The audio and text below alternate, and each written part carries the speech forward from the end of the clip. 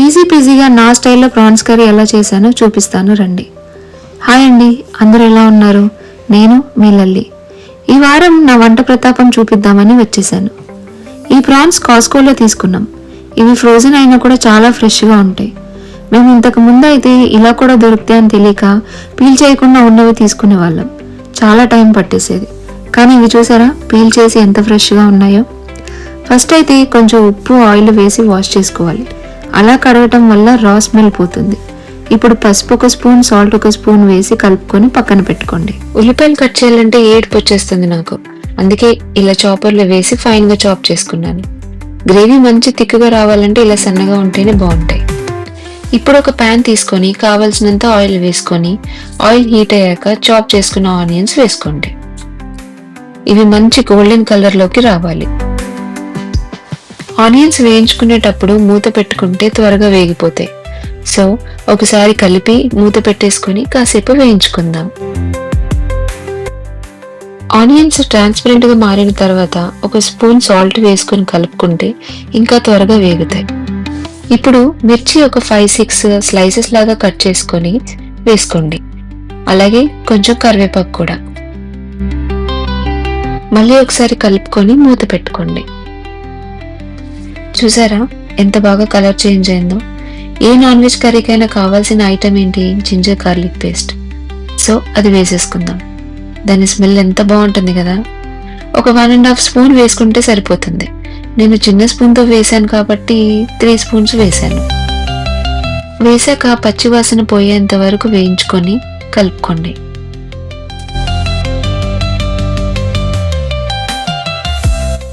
ఇప్పుడు మనం మ్యారినేట్ చేసి పెట్టుకున్న ప్రాన్స్ ని వేసేసుకుందాం. యాక్చువల్లీ ఈ కర్రీకి ఎక్కువ మసాలాలు అవి అక్కర్లేదు. ఎందుకంటే ప్రాన్స్ కి ఒక యూనిక్ స్మెల్ అండ్ టేస్ట్ ఉంటుంది. మనం ఎక్కువ మసాలాలు అవి వేసేస్తే ప్రాన్స్ ని డామినేట్ చేసినట్టు ఉంటుంది. వేసిన వెంటనే బాగా కలిపేయకుండా జస్ట్ అలా పైన కలుపుకొని పెట్టుకోవాలి. ప్రాన్స్ మెత్తగా ఉండటం వల్ల ఎక్కువ కలిపేస్తే కట్ అయిపోతాయి. సో ఇలా 2 సార్లు కొంచెం కొంచెం కలుపుకోవడం వల్ల కాసేపటికి ఇలా గట్టి పడతాయి. అప్పుడు మళ్ళీ పైన కలుపుకొని మూత పెట్టుకోవాలి. మూత పెట్టి ఒక 5 మినిట్స్ తర్వాత చూసారా ప్రాన్స్ దగ్గర పడి వాటర్ ఎలా వచ్చాయో. మనం ఆల్రెడీ పసుపు వేసుకున్నాం కాబట్టి మ్యారినేట్ చేసినప్పుడు మళ్ళీ పసుపు ఇప్పుడు వేయక్కర్లేదు.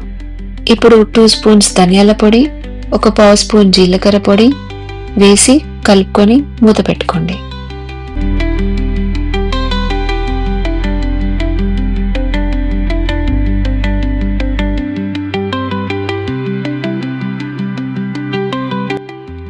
ఇప్పుడు కావాల్సినంత కారం వేసుకోండి. ఎన్ని స్పూన్స్ అని నేను చెప్పను, ఎందుకంటే ఎవరికి ఎంత స్పైసీ కావాలో అంత వేసుకుంటారు కాబట్టి. ఈ కారం నేను మా ఫ్రెండ్ వాళ్ళ ఊరు నుంచి తెప్పించుకున్నాను. కలర్కి కలర్, కారంకి కారం ఉంది. ఒకసారి కలిపేసుకొని మూత పెట్టి ఆయిల్ పైకి తేలేంత వరకు ఉడికించుకోండి. ఆల్రెడీ ప్రాన్స్ నుండి మనకి వాటర్ వచ్చాయి కాబట్టి ఎక్కువ వాటర్ పట్టవు. సో ఒక చిన్న గ్లాస్ తో వాటర్ వేసుకుంటే సరిపోతుంది.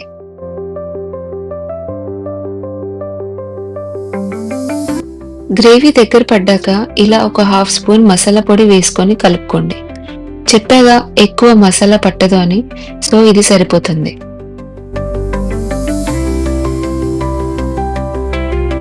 ఈ పాటికే ముక్క మంచిగా ఉడుకుంటుంది. ఒకసారి గరిటెతో ఇలా నొక్కి చెక్ చేసుకోండి. కర్రీ ఉడుకుతూ ఉంటుంది. ఈలోపు మనం ఈ వారం సామెత చెప్పుకుందాం. ఇంటి గుట్టు లంకకు చేటు. దీని స్టోరీలోకి వెళ్తే, లంకలో రావణుడు సీతమ్మను అపహరించాడు. రాముడు సైన్యం సిద్ధం చేసుకొని లంక మీద దాడి చేయడానికి రెడీ అవుతాడు. అప్పుడు రావణుడు తమ్ముడు విభీషణుడు తన అన్నకు చాలాసార్లు ఒప్పించడానికి ట్రై చేస్తూ ఇలా అంటాడు, అన్న, సీతను తిరిగి రాముడికి అప్పగించు. ఇలా చేస్తే మన లంకకు ఏ కీడు జరగదు అని. కానీ రావణుడు వినలేదు. కోపంతో విభీషణుడిని మందలిస్తాడు. దాంతో విభీషణుడికి కోపం వచ్చి నిరాశతో లంకను వదిలి రాముడి దగ్గరికి వెళ్ళిపోతాడు. అక్కడికి వెళ్ళి అంటాడు, రామా, నేను నీకు సాయం చేస్తాను.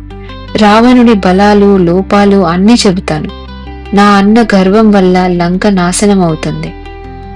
అప్పుడు విభీషణుడు రావణుడి బలహీనతలు, రాక్షస గుట్టులు అన్నీ రాముడికి చెప్తాడు. ఆ సమాచారం వల్ల రాముడు యుద్ధంలో గెలిచి రావణుణ్ణి సంహరిస్తాడు. అందుకే అందరూ అంటారు, ఇంటి గుట్టు లంకకు చేటు. అంటే ఇంటి రహస్యాలు బయట పెడితే అవి మనకి నష్టాన్ని తెచ్చిపెడతాయి.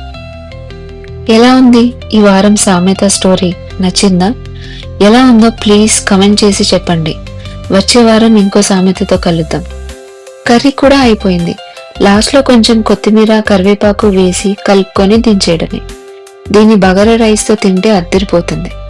ఎలా ఉందో మీరు కూడా ట్రై చేసి చెప్పండి నాకు. ఇంకోసారి చెప్తున్నాను, ఓపిక విని లాస్ట్ దాకా చూసిన ప్రతి ఒక్కరికి థ్యాంక్ యూ సో మచ్. ఇలాంటి మంచి స్టోరీస్ కోసం నా ఛానల్ని సబ్స్క్రైబ్ చేసుకోండి. And please like, share and comment చేయడం మాత్రం మర్చిపోవద్దు. సరే మరి, ఉంటానైతే. మళ్ళీ కలుద్దాం.